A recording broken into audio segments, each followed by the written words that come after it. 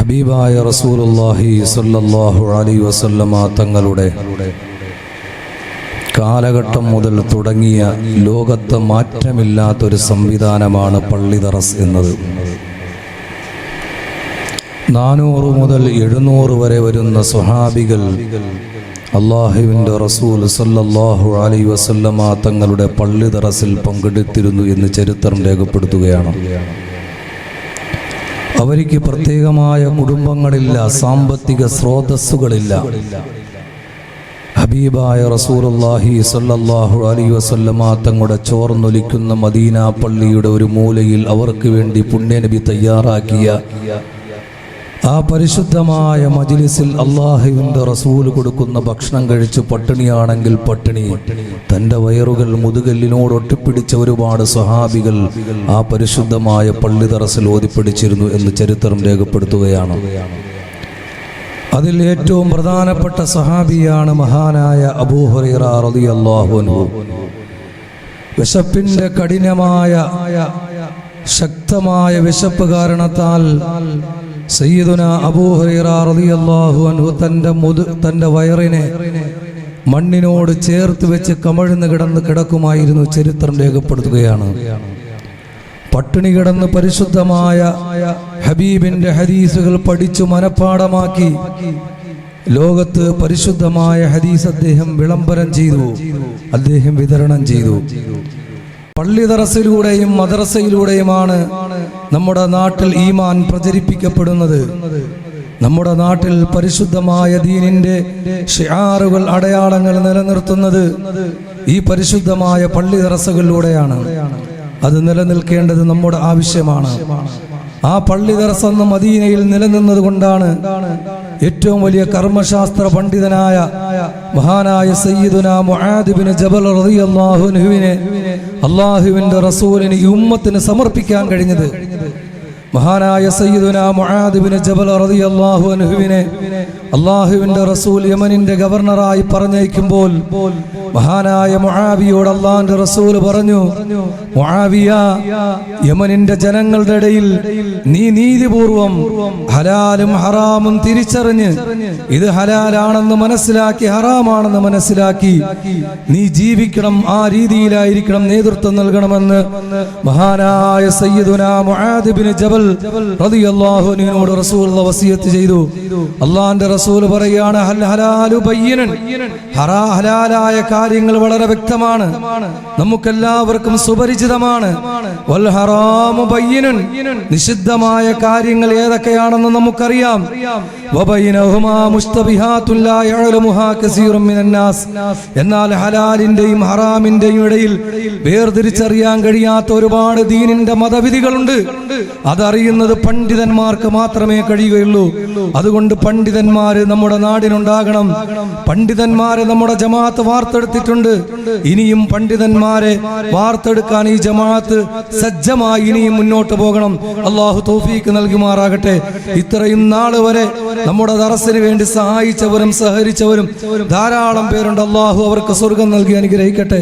മഹാനായ റസൂലുള്ളാഹി സ്വല്ലല്ലാഹു അലൈഹി വസല്ലമ തങ്ങൾ പറയുകയാണ്, അവരിൽ ഏറ്റവും വലിയ അനന്തരാവകാശ വിജ്ഞാനം അറിയുന്നത് മഹാനായ സയ്യിദുനാ സയ്യിദ് ബിൻ സാബിത്ത് റളിയല്ലാഹു അൻഹു ആണ്. അല്ലാഹുവിന്റെ റസൂൽ പറയുകയാ, അവസാന കാലം വരുമ്പോ അനന്തരാവകാശത്തിന്റെ വിജ്ഞാനത്തെ ഉയർത്തപ്പെടും. എങ്ങനെയാണ് അനന്തര സ്വത്തുക്കൾ ഓഹരി ചെയ്യപ്പെടേണ്ടെന്നറിയാത്ത ഒരു കാലഘട്ടം വരുമെന്ന് റസൂലുള്ള പറയുന്നു. ഈ സമുദായത്തിൽ നിന്ന് ആദ്യമായി അല്ലാഹു ഉയർത്തുന്ന വിജ്ഞാനം അനന്തര വിജ്ഞാനമാണ്, അനന്തരാവകാശത്തിന്റെ വിജ്ഞാനമാ.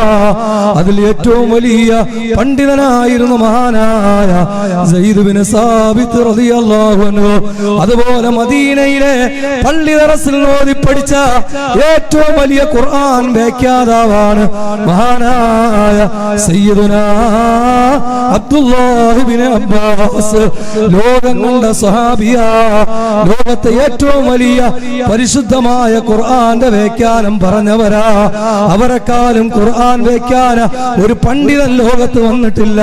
മഹാനായ അബ്ദുല്ലാഹി ഇബ്നു അബ്ബാസ് റളിയല്ലാഹു അൻഹു ലോകത്തെ ഏറ്റവും വലിയ മുഫസ്സിറാകാനുള്ള കാരണം ഞാൻ അത് പറഞ്ഞു നിർത്തുകയാ. മഹാനായ റസൂലുള്ളാഹി സ്വല്ലല്ലാഹു അലൈഹി വസല്ലമ തങ്ങൾക്ക് പരിശുദ്ധമായ വുളു എടുക്കാനുള്ള വെള്ളം കൊണ്ട് കൊടുക്കുന്ന സേവകൻ മഹാനായ അബ്ദുല്ലാഹി ഇബ്നു അബ്ബാസ്.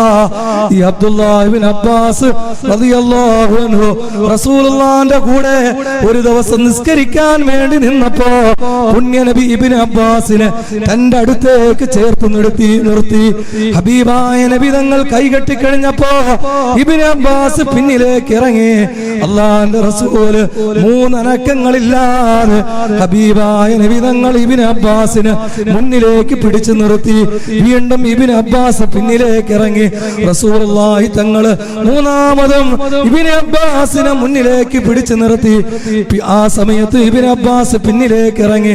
അല്ലാഹുവിന്റെ റസൂൽ നിസ്കാരം കഴിഞ്ഞപ്പോ ഇബ്നു അബ്ബാസിനോട് ചോദിച്ചോ, ഇബ്നു അബ്ബാസേ, നിന്നെ 3 പ്രാവശ്യം എന്നോട് ചേർത്ത് നിർത്തിയ സന്ദർഭത്തിലും നീ പിന്നിലേക്ക് പോയെന്താ? അല്ലാഹുവിന്റെ റസൂലിനോട് ഇബ്നു അബ്ബാസ് പറഞ്ഞത്, നബിയേ, ഞാൻ അങ്ങയോടുള്ള അദബ് പാലിച്ചിട്ടാണ്. ഹബീബായ നബി തങ്ങളാണ് റസൂൽ, ഹബീബായ നബി തങ്ങളാണ് ഇബ്നു അബ്ബാസിന്റെ ഗുരുവര്യൻ, ഇബ്നു അബ്ബാസിന്റെ ഉസ്താദ് റസൂലുള്ളാഹി. ആ ഉസ്താദിനോട് ആദരവ് പ്രകടിപ്പിച്ചിട്ടാണ് ഹബീബായ നബി തങ്ങളോടൊപ്പം ഇബ്നു അബ്ബാസ് നിൽക്കാത്തത്. ഈ സമയത്താ അല്ലാഹുവിന്റെ റസൂൽ ഇബ്നു അബ്ബാസിന്റെ കയ്യിൽ തല കയ്യിൽ വെച്ചിട്ട് ദുആ ചെയ്തത്, അല്ലാഹുമ്മ അല്ലിംഹുൽ ഫിഖ്, അല്ലാഹുമ്മ അല്ലിംഹുൽ ഖുർആൻ, അല്ലാഹുമ്മ അല്ലിംഹുൽ കിതാബ്. അല്ലാഹുവേ, ഇബ്നു അബ്ബാസിന് ഖുർആൻ പഠിപ്പിക്കണം, ഇബ്നു അബ്ബാസിന് കർമ്മശാസ്ത്രം പഠിപ്പിക്കണം, ഇബ്നു അബ്ബാസിന് പരിശുദ്ധമായ ഖുർആന്റെ വ്യാഖ്യാനം പഠിപ്പിക്കണം. ഈ ദുആ അല്ലാഹു സ്വീകരിച്ചത് കൊണ്ടാണ് ഹബീബായ നബി തങ്ങളുടെ മദീന പള്ളിയിലെ ദറസിൽ നിന്നും പഠിച്ചിറങ്ങിയ ഇബ്നു അബ്ബാസ് ലോകത്തെ ഏറ്റവും വലിയ മുഫസ്സിറായി മാറിയതെന്ന് ചരിത്രം രേഖപ്പെടുത്തുകയാണ്. അല്ലാഹു നമ്മുടെ ഈ സംരംഭം വിജയിപ്പിക്കുമാറാകട്ടെ. അതുകൊണ്ട് നമ്മുടെ പള്ളി ദറസുകൾ ഇവിടെ നിലനിൽക്കൽ നമ്മുടെ ആവശ്യമാണ്. ഈ ഓരോ മുത്തഅല്ലിമും ഓരോ അക്ഷരം പഠിക്കുമ്പോൾ ഈ മരണപ്പെട്ടു പോയവരുടെയും ജീവിച്ചിരിക്കുന്നവർക്കും ധാരാളം പ്രതിഫലമാണ്, സ്വർഗമാണ്. ഇതല്ലാതെ മറ്റൊരു പ്രതിഫലവുമില്ല. ഒരു പക്ഷേ നമ്മുടെ മക്കൾ നമ്മെ മറന്നാലും ഈ മക്കൾ മറക്കൂല. അവർ പിന്നീട് ദുആരക്കും, അല്ലാഹ് ഞങ്ങളെ ഇൽമിന്റെ വഴിയിൽ സഹായിച്ചവരുണ്ട്, ഭക്ഷണം തന്നവരുണ്ട്, വസ്ത്രം വാങ്ങി നൽകിയവരുണ്ട്, കിതാബ് വാങ്ങി നൽകിയവരുണ്ട്. നീ പുറത്തു കൊടുക്കണേ അല്ലാഹ്, സ്വർഗം നൽകണേ എന്ന് ദുആ ചെയ്താൽ അവരുടെ പ്രാർത്ഥന സ്വീകരിക്കും. അല്ലാഹു നമ്മുടെ ഈ ദറസൊക്കെ വിജയിപ്പിക്കുമാറാകട്ടെ. നമ്മുടെ സംരംഭങ്ങൾ അല്ലാഹു വിജയിപ്പിക്കട്ടെ. അതുകൊണ്ട് ഇൻഷാ അല്ലാഹ് നമ്മുടെ ദീനീ വിജ്ഞാന സദസ്സുമായി നമ്മളെല്ലാവരും സഹകരിക്കണം. ഇവിടെ നടക്കുന്ന ഏത് നന്മയുടെ പ്രവർത്തനമുണ്ടെങ്കിലും അതിലെല്ലാം നിങ്ങൾ പങ്കാളികളാകണം. അല്ലാഹു നമ്മെ എല്ലാവരെയും ഖൈറാക്കി തരുമാറാകട്ടെ.